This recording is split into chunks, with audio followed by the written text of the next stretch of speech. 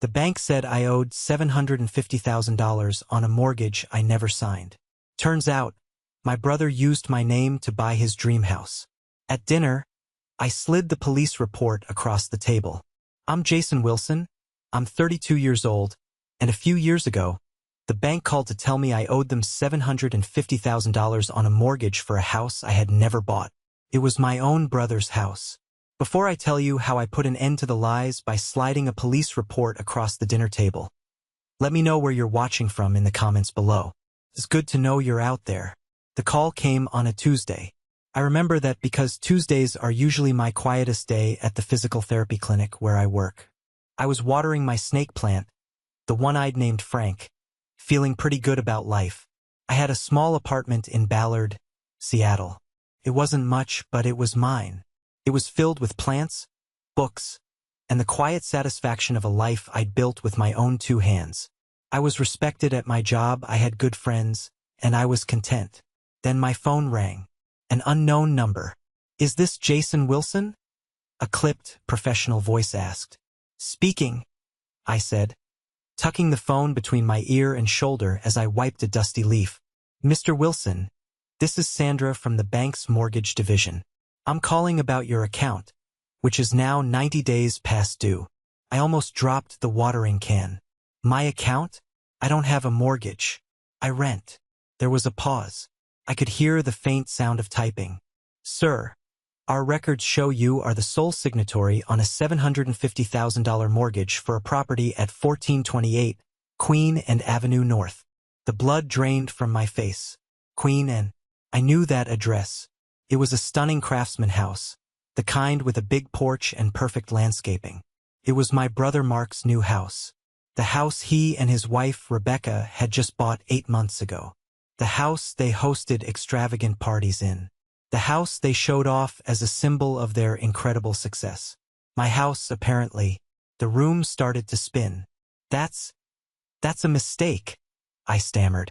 "That's my brother's house." "Well, sir," the woman said, her voice devoid of any emotion. "According to this legally binding document, it's your house, and you owe us 3 months of payments, plus late fees." The line went dead, but the words echoed in my ears. I sank onto my small sofa, the watering can tipping over and spilling a puddle onto the worn hardwood floor. I didn't even notice. All I could see was my brother's smiling face at our last family dinner, bragging about his new real estate deal. A scene flashed in my mind, a premonition of a dinner yet to come. The same table, the same faces. But this time, I wasn't the quiet older brother, smiling politely. I was sliding a cold, hard police report across the polished wood, right next to the gravy boat. The silence in that vision was louder than any shouting match. But back in my apartment, I was just starting to understand the depth of the betrayal. It wasn't just about money. It was about my name, my future, my trust. How could this happen? How could my own brother, my own family, do this to me? That question, that single, devastating question, was the beginning of the end of the life I knew. To understand how my own brother could steal my name to buy his dream house, you have to understand my family. On the surface, we were the classic American family. My dad, David, was a retired sales manager, a guy who believed in a firm handshake and a perfect lawn. My mom, Carol, was a homemaker who lived for her family, especially for her 2 boys. Or more accurately, for one of her boys. That boy was Mark. Mark was the golden child. He was 3 years younger than me, but he'd always seemed to operate on a different frequency. He was charismatic, handsome, and had a kind of effortless confidence that drew people in. He was the star athlete in high school, the guy who got elected class president without even trying. I was the quiet one, the studious one, the reliable one. While Mark was out charming the world, I was in my room, building model airplanes and getting straight A's. My parents were proud of me, in a quiet, matter-of-fact way. But they adored Mark. Their pride in him was a spectacle, a roaring fire. My accomplishments were like a steady pilot light, easily overlooked. I remember one family dinner, right after they'd bought the Queen and house. It was a Sunday. Mom had made her famous pot roast. We were all gathered around their big mahogany dining table. Mark, honey, tell your father about the offer you just got on that Bellevue property, Mom said, her eyes shining. Mark leaned back in his chair, a smirk playing on his lips. It's nothing, Mom. Just a quick flip. Bought it for $800. Got an offer for $1.2 million. He snapped his fingers. Easy money. My dad chuckled. A deep, rumbling sound of approval. That's my boy. A real shark. Then, my mom turned to me, her smile becoming a little softer, a little more sympathetic. And how are things at the hospital, Jason? Your massage work going well? It's physical therapy, Mom, I said, for what felt like the 1000th time. And it's good. I helped a patient, Mr. Vance, take his first steps today after a full knee replacement. It was a big deal for him. Oh, that's nice, dear, she said, her attention already drifting back to Mark. So, Rebecca, where are you two going for Christmas? Aspen again. Rebecca, Mark's wife, was the perfect match for him. She was a marketing executive, always dressed impeccably, with a smile that was both dazzling and completely unreadable. We were thinking maybe street Barts this year, she said casually. Mark deserves a real break. I just sat there, chewing my pot roast, feeling like I was watching a TV show about a happy family. I was in the room, but I wasn't really part of the story. They loved me, I guess, but they didn't see me. They saw Jason, the good son, the stable one, the one who would never cause any trouble, the one who could be counted on, the perfect safety net. I just never realized they planned to use me as one, literally. That night, after the dinner, I remember talking to my friend, Dr. Anya Sharma, at work the next day. Anya was a senior physician at the hospital, sharp as a tack with a noble shit attitude I always appreciated. She was my mentor and my friend, the only person I could really be honest with about my family. We were in the break room sipping stale coffee. It's just exhausting, Anya, I confessed, stirring my cup. It's like I'm running a marathon, and Mark is flying a private jet, and my parents are at the finish line, waiting to hang a medal on him. Anya took a long sip and looked at me over the rim of her mug. Her dark eyes were intelligent and kind.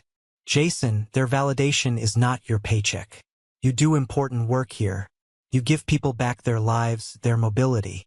You rebuilt Mr. Vance's confidence today as much as his knee. Don't ever let their scorecard define your worth. Her words were a comfort, a little island of sanity in the sea of my family's dynamics. I held onto them tightly in the days that followed the phone call from the bank. My first real step into the nightmare was deciding to check my credit report. I'd always been meticulous about my finances. My credit score was usually around 780, something I was quietly proud of. I sat down at my laptop, my hands trembling slightly as I typed in my information on the credit bureau's website. The page loaded. I saw the number, and my breath hitched in my throat. 546. Felt like a punch to the gut. 546. It was a catastrophic drop. I scrolled down, my heart pounding against my ribs, and then I saw it. A list of horrors all under my name. The mortgage from the bank that had called me. $750,000. Balance. $748,210. Status. 90 days delinquent. But that was just the beginning. There was a home equity line of credit, a HELOC taken out against the same property. Amount. $180,000. Balance. $179,500. Maxed out. Then came the credit cards. 1, 2, 3 of them. American Express Platinum, Chase Sapphire Reserve, a Capital One Venture card. Each with limits between $20,000 and $30,000. All opened within the last 6 months. All maxed out. Purchases for luxury vacations, designer clothes, expensive dinners at restaurants I could never afford. And to top it all off, a personal loan for $45,000. Purpose listed, debt consolidation. The irony was so bitter it made me want to laugh, or maybe scream. The total was staggering. Over $1 million of debt, all tied to my name, my social security number. My future. I felt a wave of nausea. I pushed back from the desk and stumbled to the bathroom, splashing cold water on my face. I looked at my reflection in the mirror. I looked the same. Same tired eyes, same brown hair. But I wasn't the same person I was 10 minutes ago. 10 minutes ago, I was Jason Wilson, physical therapist. Now, I was a walking, talking financial disaster. A ghost haunting my own life. My first call was to the bank again. This time, I was ready. I asked for the mortgage department and got a woman named Ms. Albright. Her tone was immediately hostile. "Yes, Mr. Wilson, we've been trying to reach you," she said, as if I were a common criminal. "I've been a victim of identity theft," I stated, trying to keep my voice steady. "My brother used my name to secure that loan." She sighed, a long, weary sound. "Sir, we hear that all the time. The signature on the document is yours. We have a copy of your driver's license. The application was processed correctly." "It's a forgery," I insisted. "Everything is fraudulent. If you believe that's the case, you need to file a police report and get a lawyer," she said dismissively. "Until then, you are responsible for the payments. Your next one is due on the 1st. Have a nice day." She hung up. I sat there, stunned by the coldness, the sheer bureaucratic indifference. We hear that all the time. To her, I was just another deadbeat, another voice on the phone with a sob story. I realized then that no one was going to help me. No one was going to swoop in and fix this. The bank saw me as a liability. The world saw me as a number. I stared at the list of debts on my computer screen. St. Bart's, Aspen, dinners at Canlis. They had been living a fantasy life, and I was the one footing the bill. A quiet, burning rage began to smolder in my chest, replacing the shock and fear. It was a foreign feeling for me. I wasn't an angry person. I was the calm one, the peacemaker, but they had pushed me too far. I pulled up a picture from Mark's latest social media post. It was him and Rebecca on a yacht, champagne glasses in hand, grinning at the camera. The caption read, "Living the dream, #blessed." I looked at their smiling faces, and then I looked at my credit score. 546. The anchor of their dream was sunk deep into the bedrock of my life, and I was the one who was drowning. And in that moment, I knew I had to learn how to fight. Not just for my money or my credit score, but for my name, for myself. The next few days were a blur of phone calls and frantic online searches.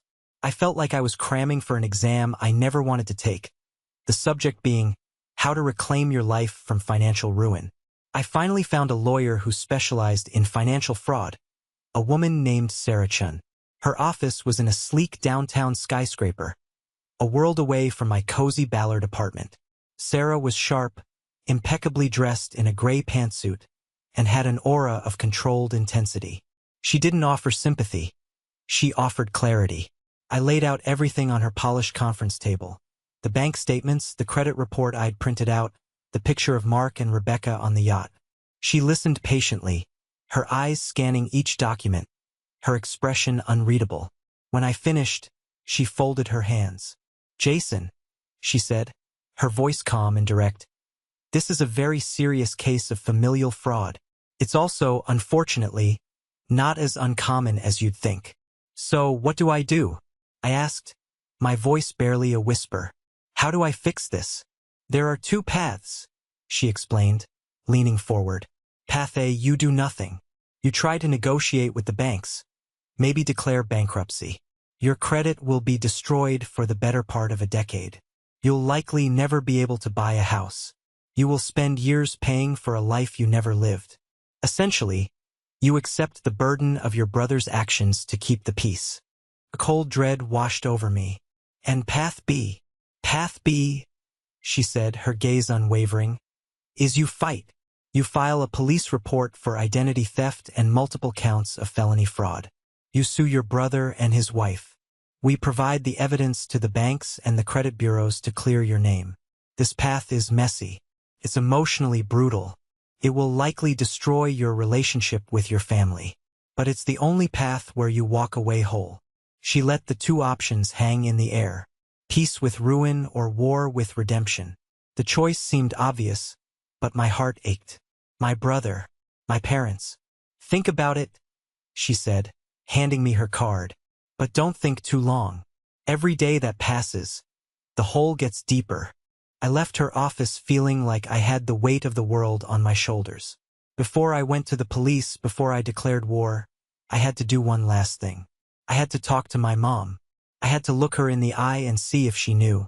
A part of me, a small, naive part, was still clinging to the hope that she was as much a victim in this as I was. I drove to my parents' house, the same suburban home I grew up in. Mom was in the garden, tending to her roses. She smiled when she saw me, that warm, familiar smile. "Jason, what a nice surprise," she said, pulling off her gardening gloves. We sat at the kitchen table, the one where I'd done my homework as a kid. I couldn't beat around the bush. I just laid my phone on the table with the credit report pulled up. "Mom," I said, my voice shaking slightly. Mark took out over $1 million in loans and credit cards in my name. Her smile vanished. Her face went pale. She looked at the phone, then back at me. Her eyes darted around the room, anywhere but at me. And in that moment I knew. "You knew," I whispered. The words felt like broken glass in my mouth. "Didn't you?" Tears welled up in her eyes. She reached across the table, trying to take my hand, but I pulled it away. "Jason, honey, it wasn't supposed to be like this," she started.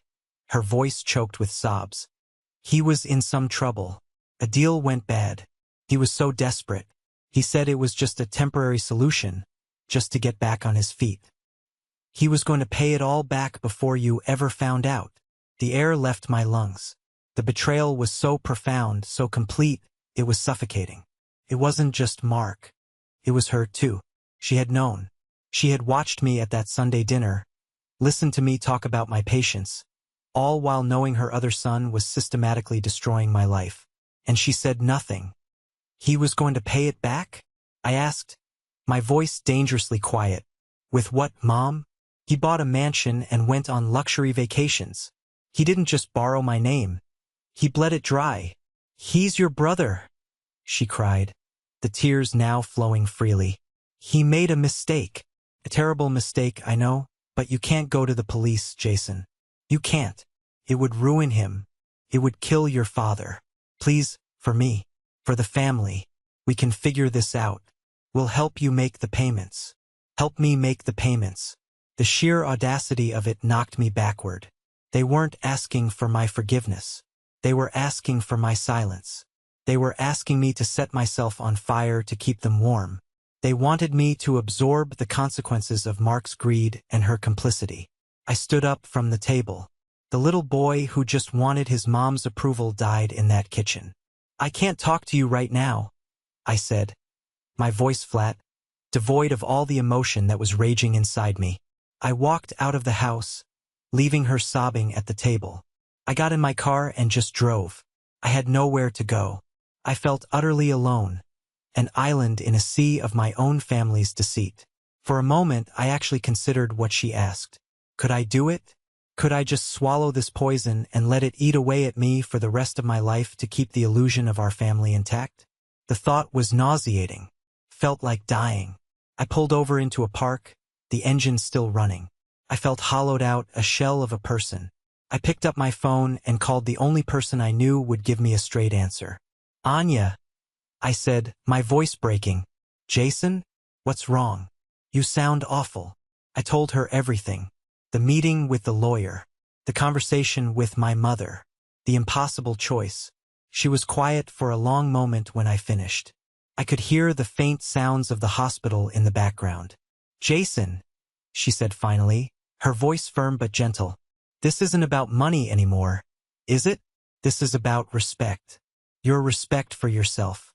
Sometimes protecting yourself is the only way to teach people how they're allowed to treat you. It's the hardest lesson, but it's the most important one. What would you tell a patient who kept injuring themselves in the same way, over and over?" "I'd tell them they need to change the behavior that's causing the injury," I said automatically.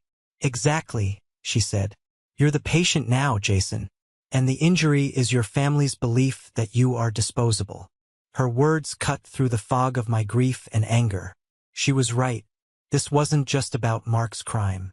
It was about a lifetime of being taken for granted, of being the family shock absorber.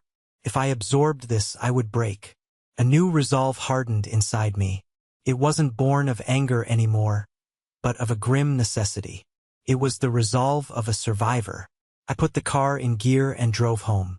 I walked into my apartment, went straight to my laptop, and pulled up Sarah Chen's contact information. I dialed her number. She picked up on the second ring. Sarah Chen. Sarah, it's Jason Wilson, I said. My voice steady now, clear and cold as ice. We're going with Path B. We fight. Tell me exactly what I need to do. The decision was made. The war had been declared, at least in my own mind. Now I had to gather the ammunition. Sarah Chen was my general, and she laid out the battle plan with chilling precision. They will paint you as a bitter, jealous brother, she warned me over the phone. They will say you knew about the loans and agreed to help, and now you're backing out. Our job is to build a fortress of facts so high and so solid that their lies can't get over the wall. So my life changed. By day, I was Jason Wilson, physical therapist. I went to work. I smiled at my patients. I guided them through their exercises. But by night, I became something else. An investigator. My small apartment became a war room. The dining table was covered in bank statements, loan applications, and credit card bills. I bought a whiteboard and started drawing timelines, connecting fraudulent purchases to Mark and Rebecca's social media posts. A $5,000 charge at a Chanel boutique in downtown Seattle? It matched the photo Rebecca posted of her new handbag the very next day. A $12,000 charge for a week at a luxury resort in Cabo? It appeared on the statement right in the middle of their spontaneous getaway album on Facebook. It was sickening, but it was also evidence. This is where my training as a physical therapist unexpectedly came in handy. My job is all about process, patience, and meticulous documentation. I track progress in degrees of motion, in millimeters of muscle growth. I applied that same obsessive attention to detail to my case. During this time, my sessions with Mr. Vance became a strange sort of sanctuary. He was a retired financial investigator, a fact I only learned by chance. He was a kind, grandfatherly man with sharp eyes and a mind that was still razor-sharp. He didn't know the details of my situation, but I think he sensed a new tension in me. One afternoon, as I was helping him with a difficult leg extension exercise, he grunted with effort. "You know, Jason," he said, breathing heavily, "this reminds me of a case I had back in '98, a big corporate embezzlement scheme. The guy was cooking the books so cleverly, everyone thought he was a genius. How'd you catch him?" I asked, my curiosity piqued. "Paper trail," he said with a grim smile. "Always the paper trail. People lie, numbers don't. I spent 6 months in a windowless room, just me and thousands of pages of documents. But I built a timeline. I cross-referenced everything. By the time I was done, I had a story that was so airtight. The guy confessed before his lawyer even finished reading my report. He looked at me, his eyes twinkling. "Remember that, son. A well-organized file is a weapon. A story told with facts is a story that cannot be denied." His words were like a shot of adrenaline. A weapon. That's what I was building. My next step was tracking down Leo, the ex-employee Sarah had suggested might be helpful. He'd worked as a junior agent at Mark's small real estate firm for a year before quitting abruptly. I found him working at a different agency across town. I met him for coffee. He was a young guy, maybe 25, and he looked terrified. "I can't get involved," he said immediately, wringing his hands. "Mark's a big deal in this town. He could ruin my career." "He's already ruined my life?" I said quietly, looking him straight in the eye. "I'm not asking you to testify in court. I just need to know what was happening at that company. I need the truth." I told him a little of my story. I didn't show him all the evidence, just enough for him to understand the scale of it. I saw a flicker of something in his eyes, anger, and maybe recognition. He sighed, slumping in his chair. "It was a house of cards, man," he admitted, his voice low.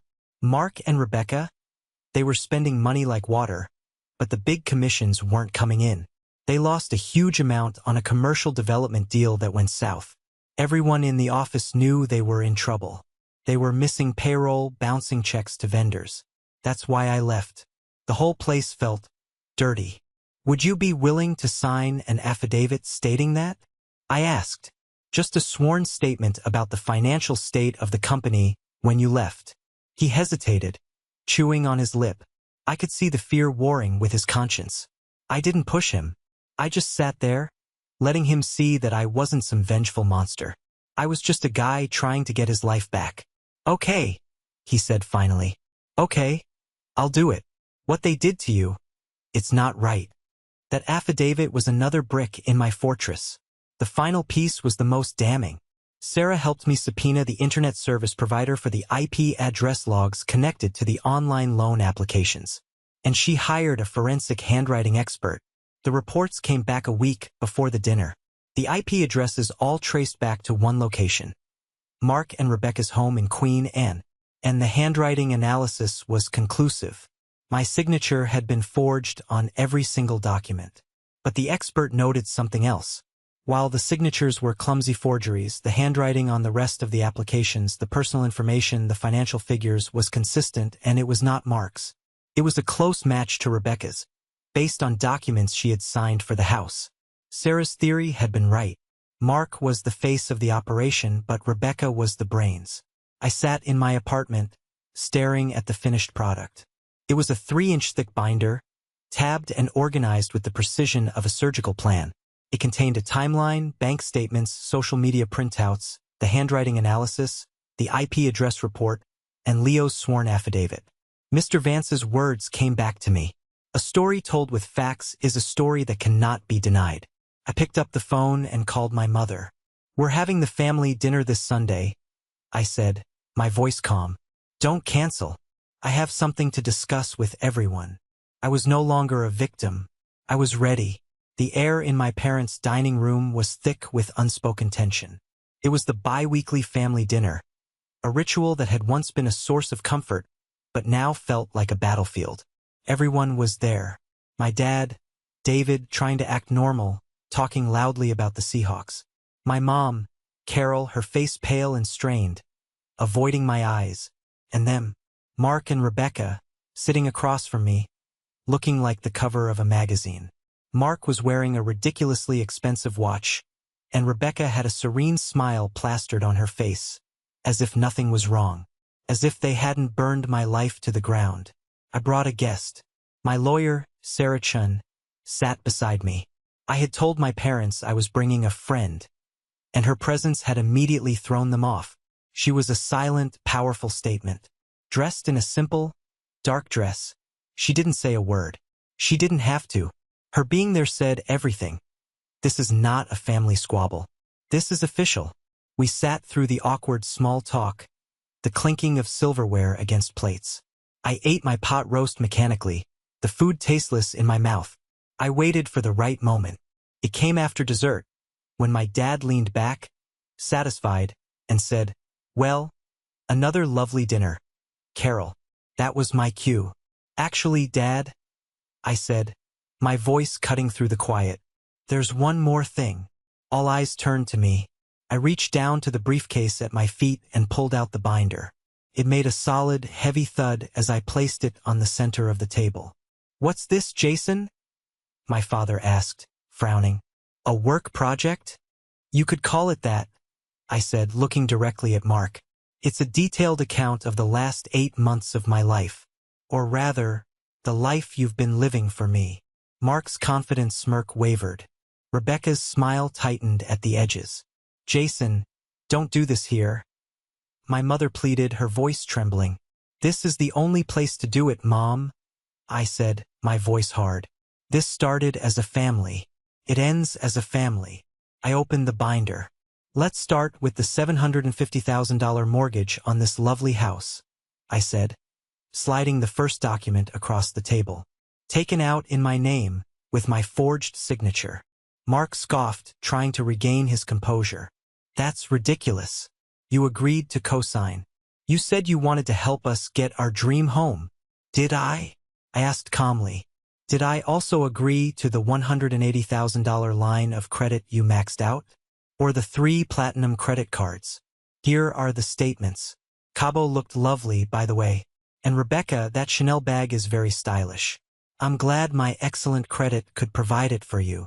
Rebecca's face flushed. This is an invasion of our privacy.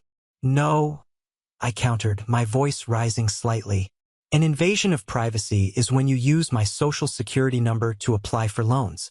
An invasion of privacy is when my credit score drops over 200 points because you wanted to live a lifestyle you couldn't afford. I started laying out the evidence piece by piece, like a dealer at a poker table. The social media posts next to the credit card statements. The timeline of their spending spree. Leo's affidavit about the company's financial state. With each new page, Mark's face grew paler. The charismatic, golden boy facade was cracking, revealing the desperate, cornered man underneath. It was a loan, he finally burst out, slamming his fist on the table. A temporary loan. I was going to pay you back, Jason. I was going to fix everything. Fix it. I shot back. You didn't fix anything. You just kept digging. And you, I said, turning my gaze to Rebecca, who had been quiet until now. You were the one holding the shovel. I slid the final 2 reports across the table. This is a forensic analysis of the handwriting on the applications. The expert concludes my signature was forged. But he also concludes that the rest of the information was filled out by you, Rebecca. Your handwriting is all over it. She gasped, her eyes wide with shock. And this, I said, tapping the last document, is the report from the internet service provider. Every single one of these fraudulent online applications was submitted from an IP address registered to this house. Several of them were filed on dates when we have proof Mark was out of town on business. But you were home, weren't you, Rebecca? The room fell silent, dead silent. Rebecca looked at me, her mask of serenity completely shattered, replaced by pure, unadulterated panic. Mark stared at her, a look of dawning horror on his face. He had been the front man, but she had been the architect.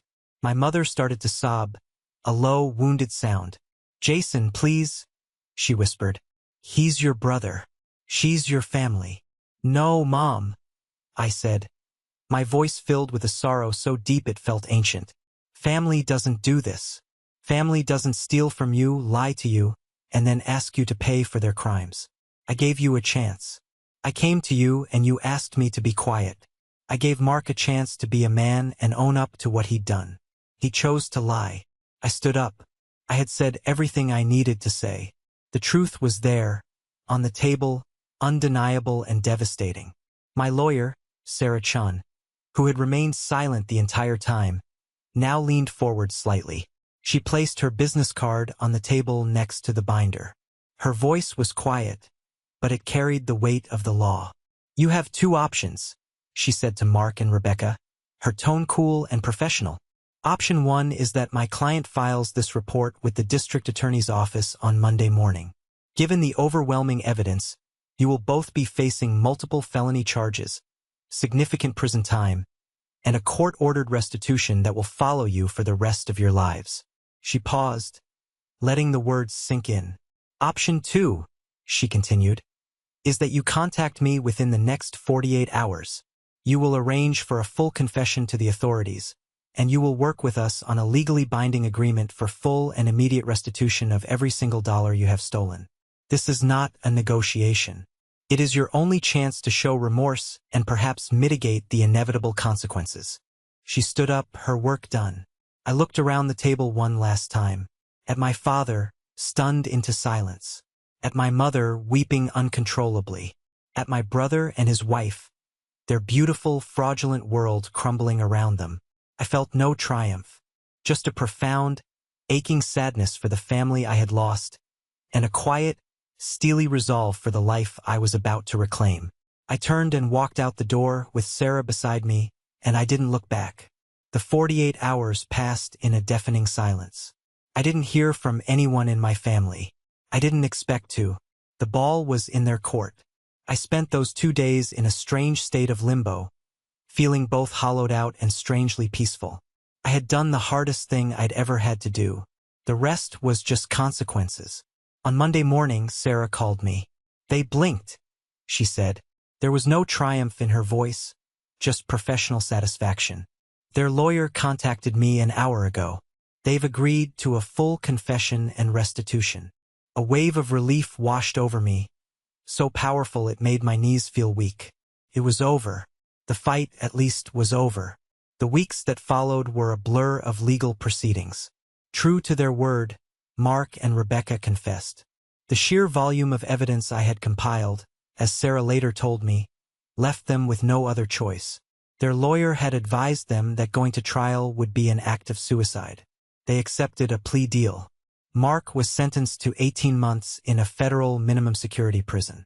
Rebecca, as the architect of the more sophisticated parts of the fraud, received 12 months. Both were sentenced to 3 years of supervised release after their sentences, and, most importantly, a court-ordered mandate for full restitution. The queen and house, the luxury cars, the designer clothes, it was all to be liquidated. Every penny would go toward paying back the mountain of debt they had created in my name. The day they were sentenced, I didn't go to the courthouse. I didn't need to see them in handcuffs. I didn't need that kind of closure. My closure had come in my parents' dining room, when I laid the truth on the table. My relationship with my parents was fractured, perhaps irreparably. My mom would call sometimes, leaving tearful, rambling voicemails. My dad didn't call at all. I knew from an aunt that they were devastated, visiting Mark regularly, consumed by the shame and the grief of it all. I felt sorry for them, but it was a distant sorrow. They had made their choice when they asked me to sacrifice myself. I had simply refused to be the offering. One evening, about a month after the sentencing, there was a knock on my apartment door.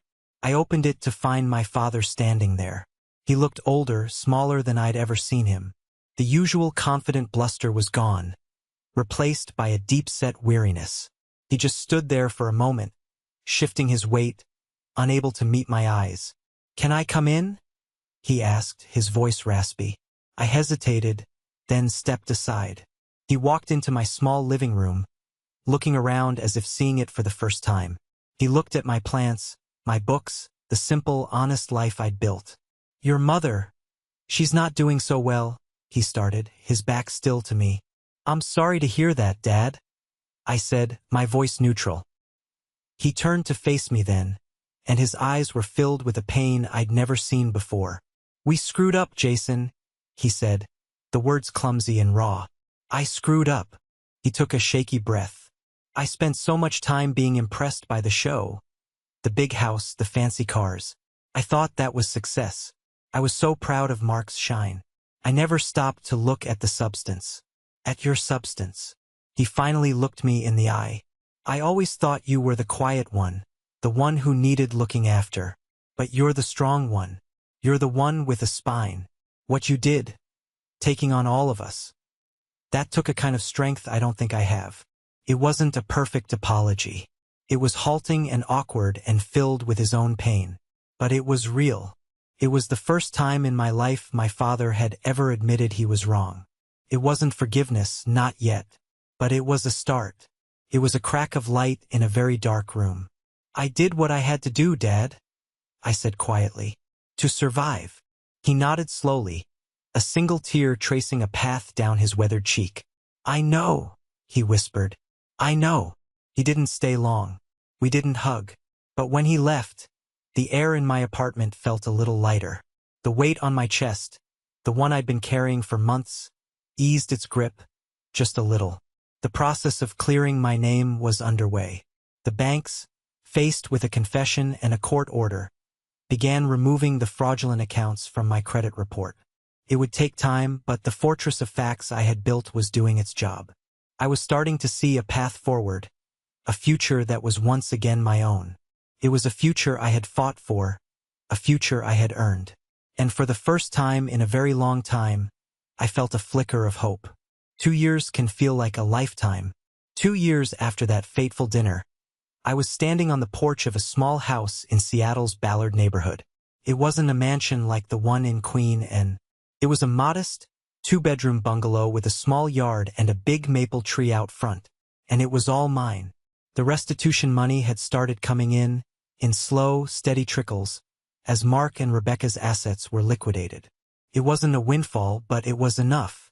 Enough to repair my credit, enough to pay off the lingering legal fees, and enough for a down payment on a place of my own. Place bought with honest money. My money. Walking through the empty rooms, the smell of fresh paint in the air, I felt a sense of peace that no luxury vacation could ever buy. This was real. This was earned. I had spent so much of my life feeling like a secondary character in my own family's story. But now I was the one holding the pen. My life had found a new rhythm. I was still a physical therapist at the same hospital, but my work had taken on a new meaning. I found myself drawn to patients who were fighting their way back from a place of helplessness. I understood, in a way I hadn't before, that healing isn't just about the body. It's about reclaiming your power. This new sense of purpose led me to start volunteering on weekends. I found an organization that provided free counseling and support to victims of identity theft and financial fraud. I would sit in a small, windowless office, listening to people's stories. Stories of betrayal by strangers, by business partners, and sometimes by family. I never told them the details of my own story, but they sensed a kindred spirit. I could offer them more than just practical advice about filing police reports and freezing their credit. I could offer them understanding. I could look them in the eye and say, I know it feels like you're drowning right now, but you can learn to swim again. You are stronger than you think. And because I believed it, they started to believe it, too. One afternoon, I came home from work to find a letter in my mailbox. The return address was a federal correctional facility. It was from Mark. My first instinct was to throw it away. I stood in my kitchen for a long time, turning the envelope over and over in my hands. Part of me didn't want to reopen that wound. But another part, a curious, quieter part, needed to know. I slid it open with a kitchen knife. The letter wasn't what I expected. There were no excuses, no justifications, no pleas for forgiveness. It was just a confession, raw and unvarnished. Jason, it began. I'm not writing this to ask you for anything. I know I have no right. I'm writing because you deserve to know the whole truth. He told me about the bad real estate investment, how a deal that was supposed to make them rich had collapsed overnight, leaving them in a hole so deep they couldn't see the sky. He wrote about the shame, the terror of having to admit to Rebecca and to our parents that he, the golden boy, had failed. The pressure was crushing, he wrote. And Rebecca, she was terrified of being poor again. She grew up with nothing, and she saw our lifestyle as a shield. When the shield started to crack, she panicked. The idea of using your name, it started as a joke, a desperate what if. But the more scared we got, the more real it became. It was wrong. It was evil. I knew it was, but I was a coward. I was so afraid of looking like a failure that I became a monster instead. I destroyed our family. I destroyed you, and I have to live with that every day. I don't expect you to ever forgive me, but I wanted you to know that I know what I did. I see it clearly now in the silence of this place. I see you. I read the letter 3 times. It didn't erase the pain. It didn't undo the damage. But it was something. It was the truth, finally. It was the acknowledgement I never got in that dining room. A few weeks later, I got a call from my mom. Her voice was different. The hysteria was gone, replaced by a quiet fragility. Jason, she said, the kids, Mark and Rebecca's kids, they're staying with us. They miss their uncle, my niece and nephew, the innocent casualties in all of this. I hadn't seen them in nearly 2 years. I thought of their small faces, their laughter. They didn't deserve to lose their whole family because of their parents' crimes. I'll be over on Saturday, I said. That Saturday, I walked back into my parents' house for the first time since the night of the confrontation. My dad greeted me at the door with a quiet nod. My mom gave me a tentative, fleeting hug that spoke volumes. And then the kids came running out. They yelled my name, Uncle Jason, and threw their arms around my legs. In that moment, holding them, none of the past mattered. They were just kids who needed their uncle. I started seeing them every weekend. We'd go to the park, get ice cream, build elaborate Lego castles on my living room floor. I became a stable, steady presence in their tumultuous little lives. In a way, we were healing each other. They were getting back a piece of their family, and I was learning that forgiveness isn't always a grand gesture. Sometimes it's just a quiet decision to build something new on top of the ruins. It's choosing to focus on the future instead of being a prisoner of the past. It's funny how life works out. The scars are still there. They always will be. There are days when a stray thought or a bad memory will surface, and I'll feel a faint echo of that old betrayal. My relationship with my parents is a quiet, careful thing. A piece of delicate pottery glued back together. We're polite, we're civil, but some of the warmth is gone forever. I may never fully trust Mark again. Some things, once broken, can't be made perfectly whole. But the scars don't define me anymore. They're just a part of my story, a reminder of a battle I fought and won. The other day, I was at the park with my niece and nephew. My niece, who is 7 now, was trying to get her kite to fly. The wind was tricky, and it kept diving back down to the ground. She was getting frustrated, on the verge of tears. "It's broken, Uncle Jason," she wailed. I walked over and knelt beside her. I checked the strings, adjusted the tail, and looked up at the sky. "It's not broken, sweetie," I said. "The wind is just pushing it around. You just have to hold on tight and wait for the right gust. You have to be stronger than the wind." I helped her hold the line, my hand over hers. We waited. A strong breeze came rolling across the field, and I said, "Now, let it out." She let the line run, and the kite caught the wind. It soared up, a bright splash of color against the brilliant blue sky. Her face, tear-streaked and frustrated just moments before, broke into a smile of pure, unadulterated joy. Watching that kite, I realized that's what this whole ordeal had taught me. Life will try to knock you down.